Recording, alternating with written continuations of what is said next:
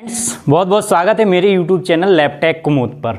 आज मैं आपको टॉपिक डिस्कस करूंगा वो सेल का करूंगा और ये डायग्राम के थ्रू ही करूंगा। मैं एनाटॉमी फिजियोलॉजी में सारे टॉपिक्स में आपको डायग्राम बेस्ड ही पढ़ाऊंगा। ऐसा इसलिए कि आपको रटने की ज़रूरत ना पड़े, आपको समझने की ज़रूरत पड़े। ऐसा करते हैं तो हमें 50% मेमोराइज हो जाता है और जब हमारा एग्जाम आता है, चाहे वो कॉम्पिटिटिव एग्जाम हो लैब टेक्नीशियंस का या DMLT BMLT का जो है यूनिवर्सिटी थ्योरेटिकल एग्जाम हो, तो हम प्रिपरेशन कर लेते हैं तो यही 50% हमारा 100% में कन्वर्ट हो जाता है।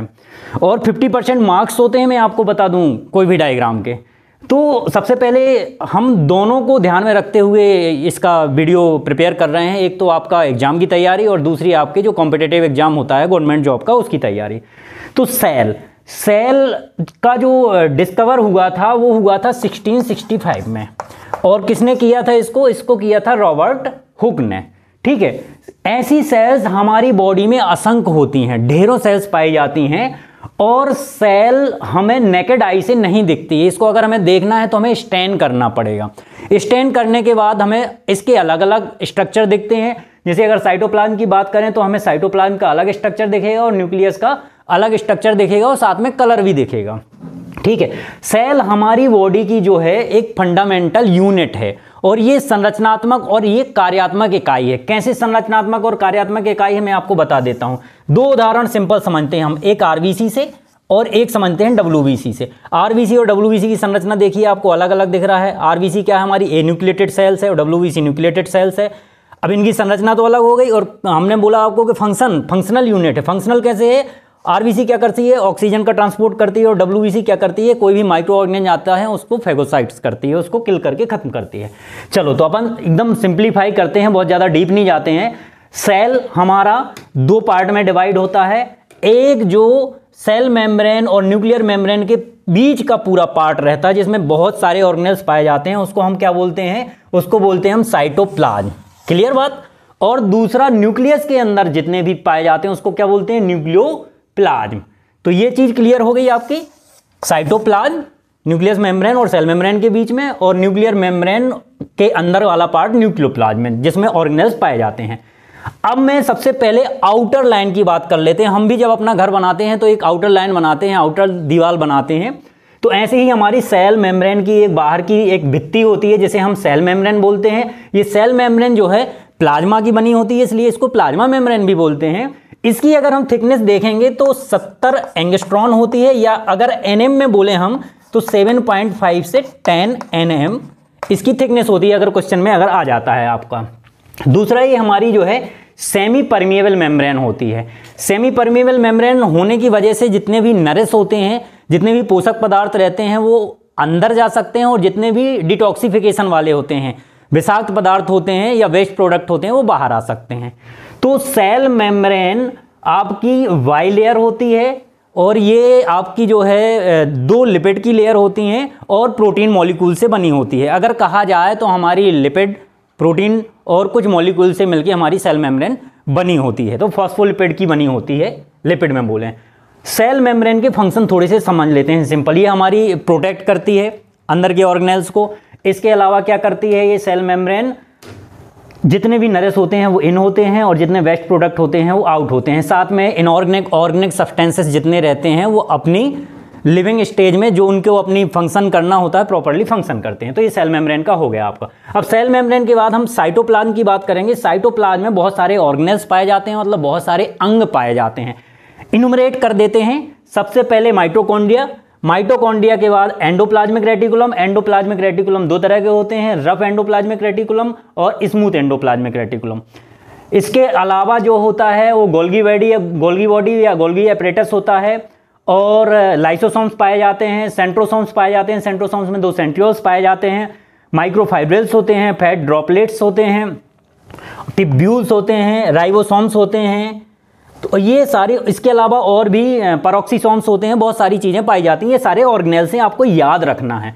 अब हम इसको सिंप्लीफाई दो तरीके से डिवाइड करते हैं। तो न्यूक्लियस ऑलमोस्ट सेंट्रल में रहने वाला सबसे लार्जेस्ट पार्ट है सेल का, ये क्वेश्चन आ सकता है। ऑलमोस्ट सेंटर में रहने वाला सबसे लार्जेस्ट पार्ट है हमारी सेल्स का, वो है न्यूक्लियस।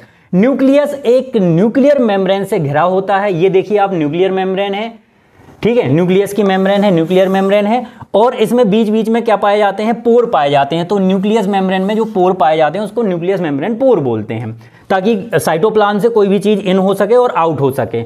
इसके अलावा एक बड़ा सा आपको स्ट्रक्चर दिख रहा होगा, ये न्यूक्लियोलस है, और जो ये थ्रेड स्ट्रक्चर दिख रहे होंगे आपके फिलामेंटस, ये हमारे क्रोमेटिन है। अब मैं आपको बता देता हूं कि जो आपका न्यूक्लियोलस है इसमें क्या होता है, आरएनए पाया जाता है। आरएनए पाया जाता है और ये प्रोटीन बहुत ज़्यादा संचित करके रखता है न्यूक्लियोलस। बाकी इसमें जो आपको ये दिख रहे हैं क्रोमेटिन थ्रेड दिख रहे हैं, इसमें डीएनए पाया जाता है। ये क्या करता है, डीएनए जो है एक जनरेशन से सेल डिवीजन के टाइम पे दूसरी जनरेशन में जेनेटिक इंफॉर्मेशन को कैरी करता है। बस आपको इतना याद रखना है कि जो आपके ये thread like structure, filamentous structure दिख रहे हैं, ये क्या करते हैं, आपके जेनेटिक इंफॉर्मेशन को कैरी करते हैं एक संतति से दूसरी संतति में। क्लियर। और इसमें जो गुणसूत्र होते हैं, क्रोमोसोम्स रहते हैं, उससे कंडेंसेस रहते हैं, मतलब उससे भरे हुए रहते हैं। और ह्यूमन में 23 पेयर जो है वो क्रोमोसोम्स होते हैं। तो आपको इसमें तो कोई, मैं आपको बिल्कुल ब्रीफ में समझा रहा हूँ, डिटेल में धीरे धीरे मैं समझाऊंगा नेक्स्ट टॉपिक वाले वीडियो में। कम से कम आपको ये चीज़ें पता होनी चाहिए। अब बात कर लेते हैं साइटोप्लाज्म में बहुत सारे ऑर्गेनेल्स पाए जाते हैं। तो सबसे पहले बात करेंगे अपन माइटोकॉन्ड्रिया के। माइटोकॉन्ड्रिया जो है कई सौ से लेके कई हजार तक इसमें पाई जाती है। कई बार वो एक साथ बहुत सारी जगह में संचित रहती है और कई बार ऐसा रहता है कि वो बहुत सारी बिखरी हुई रहती हैं। तो ये बाइलेयर से बनी होती है। जो बाहर की लेयर रहती है वो स्मूथ रहती है और जो अंदर की लेयर रहती है माइटोकॉन्ड्रिया की, वो थोड़ा सा जो टिब्यूल्स के सीट्स रहते हैं जिसे हम क्रिस्टी बोलते हैं। क्लियर बात। न्यूक्लियस के अलावा अगर क्वेश्चन आ जाता है कि न्यूक्लियस के अलावा अगर डीएनए सबसे ज़्यादा मात्रा में पाया जाता है न्यूक्लियस के अलावा, तो वो कहाँ पाया जाता है, तो वो माइटोकॉन्ड्रिया में पाया जाता है। माइटोकॉन्ड्रिया क्या करती है, जितना भी पचा हुआ भोजन आता है, डाइजेस्टिव फूड आता है, उसका ऑक्सीडेशन करती है और ऑक्सीडेशन करके ऊर्जा जो संग्रहित होती है उसको विमुक्त कर देती है और होल बॉडी के ऑर्गेनेल्स में ये क्या करती है, पावर हाउस की तरह काम करती है जहां भी जरूरत होती है, ताकि ये सेल्स के जितने ऑर्गेनेल्स हैं वो लिविंग स्टेज में रहें और अपना फंक्शनल प्रॉपर्ली करते रहें। तो ये माइटोकॉन्ड्रिया के बारे में हो गया, डबल लेयर होती है। ठीक है, ये मैंने आपको बता दिया, ये बहुत सारी पाई जाती हैं इसमें। अब बात करते हैं एंडोप्लाज्मिक रेटिकुलम की। तो एंडोप्लाज्मिक जो रेटिकुलम होता है वो दो प्रकार का होता है। एक तो होता है रफ एंडोप्लाज्मिक रेटिकुलम। जहां हम रफ बोलते हैं इसका मतलब है खुरदरा। खुरदरा क्यों, क्योंकि इसके सरफेसेस में ये जो डॉट लाइक संरचनाएं दिख रही हैं ये राइबोसोम्स की हैं और ये नियर होता है न्यूक्लियस के, क्योंकि जितना भी प्रोटीन का ट्रांसपोर्टेशन होना होता है, आना रहता है, वो आपस में आता रहता है और अपना प्रॉपर्ली फंक्शन करते रहते हैं। तो रफ इसलिए बोला कि राइबोसोम्स इसमें चिपके हुए हैं, इसलिए रफ है। अब ये जो राइबोसोम्स हैं, जो प्रोटीन्स हैं एंडोप्लाज्मिक रेटिकुलम के, तो ये क्या काम करेंगे आपके, ये काम करेंगे प्रोटीन का संश्लेषण और सीज कर देते हैं। अब बात करते हैं हम स्मूथ एंडोप्लाज्मिक रेटिकुलम की। स्मूथ एंडोप्लाज्मिक रेटिकुलम में किसी भी प्रकार के जो है राइबोसोम्स नहीं पाए जाते हैं। ये भी दो लेयर से मिलकर बनी होती है, बीच में इसकी एक कैविटी होती है जिसमें स्पेस होता है। ये आप याद रखिए, हमेशा परीक्षा में पूछा जाने वाला। ये फैटी एसिड्स और स्टेरॉइड का सिंथेसिस करते हैं। क्लियर, फैटी एसिड्स और स्टेरॉइड का संश्लेषण करते हैं। अब इसके बाद जो नेक्स्ट ऑर्गेनेल्स है, इसका अंग है, वो है सेंट्रोसोम्स। सेंट्रोसोम्स जो है नियर द न्यूक्लियस पाया जाता है। इसमें दो सेंट्रियोल्स रहते हैं। इनका मुख्य कार्य जो है, जब भी सेल डिवीजन होना रहता है, सेंट्रियोल्स जो है एक्टिव हो जाते हैं और सेल डिवीजन में अपनी पूरी सहभागिता निभाते हैं। इसके बाद करते हैं लाइसोसोम्स। लाइसोसोम्स ऐसी बॉडीज हैं जो ओवल है और जो राउंड शेप में पाई जाती हैं। लाइसोसोम्स जो है हाइड्रोलिटिक एंजाइम को उत्पन्न करती है और जितने भी माइक्रो ऑर्गेनिज्म रहते हैं, सेल डेब्रिस रहते हैं, उनको किल कर जाती है। हाइड्रोलिटिक एंजाइम उत्पन्न करने के बाद कई बार क्या होती है कि टूटी फूटी जो सेल नेक्रोसिस रहती है उनको भी वो फेगोसाइट्स कर जाती है, खत्म कर देती है, साथ साथ अपने आप को भी खत्म कर लेती है। तो इसलिए हम इसको क्या बोलते हैं, लाइसोसोम को आत्महत्या की थैली बोलते हैं। और इसमें जो एंजाइम उत्पन्न होता है वो हाइड्रोलिटिक एंजाइम होता है। तो आप समझ ही गए होंगे कि क्यों आत्महत्या की थैली बोली जाती है। साथ ही जितना भी डिटॉक्सिफिकेशन आता है, कुछ भी आता है, तो ये ही लाइसोसोम्स काम करता है, उसको डिटॉक्सिफिकेशन का काम करता है। चलिए अब बात कर लेते हैं अपन गोल्गी एपरेटस की या गोल्गी बॉडीज की। गोल्गी बॉडीज जो हमारी होती है वो न्यूक्लियस मेम्ब्रेन और सेल मेम्ब्रेन के बीचों बीच या अपर साइड में पाई जाती है। ये कप शेप संरचना है, कप के जैसी दिखती है। ये बहुत सारे अपने संरचनात्मक थ्रेड से घिरी हुई होती है। गोल्गी बॉडी जो है ये प्रोटीन बहुत ज़्यादा प्रेरक रखती है, प्रोटीन की मात्रा बहुत ज़्यादा संचित करके रखती है। जब भी कहीं सेल को किसी को ज़रूरत पड़ती है ये प्रोटीन ये प्रोवाइड कर सकते हैं। एक हिसाब से कह सकते हैं हम पोस्ट ऑफिस का काम करते हैं।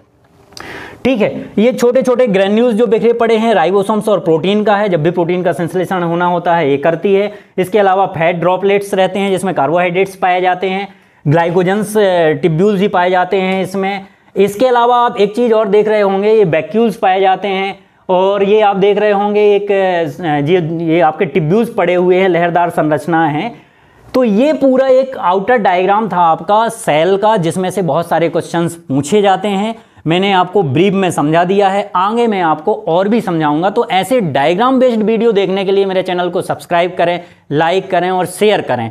नेक्स्ट वीडियो हम इसी से रिलेटेड 1 बाय 1 एक ऑर्गेनेल्स के बारे में आपको डीपली बताएंगे। So thank you friends.